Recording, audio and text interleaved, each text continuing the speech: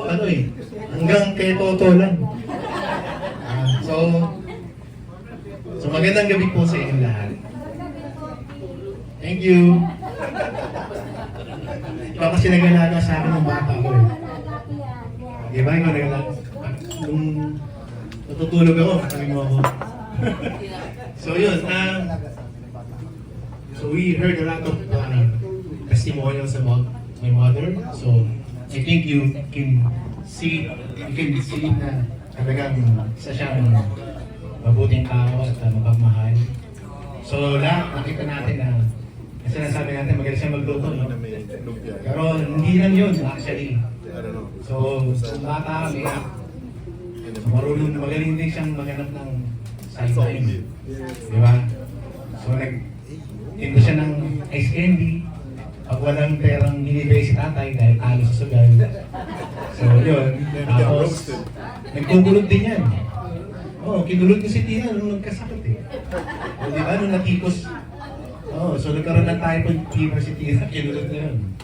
So yun, tapos at the same time, I would also just try to share yung experience ko with nanay, nung bata kami.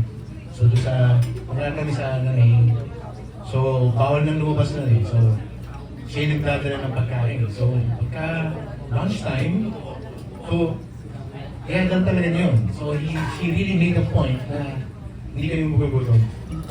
So as you know, she's very thoughtful at the same time, malalahanin, mapagmahal lalo sa anim na yung magkakapatid.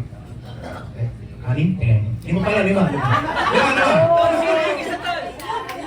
Sorry.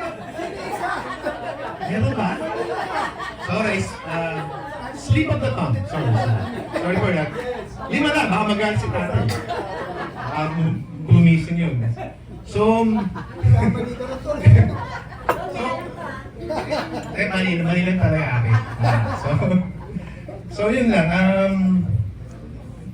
Sa akin ngayon nakatara si nanay. So, pero there's no truth to the rumor na ako yung paborito. Ang junior yung paborito kasi sila magkasama nun sa Canada. Pag bawa sa marohilik mo, hindi siya makatulog. Hindi siya makatulog. Susumbong karaoke lang yun.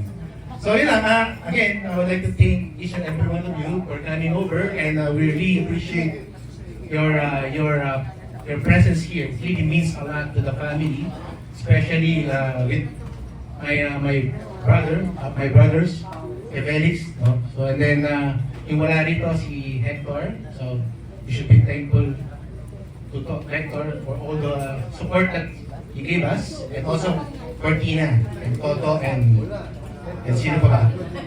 Wala na, no? Wala na, okay. So yun lang, thank you very much.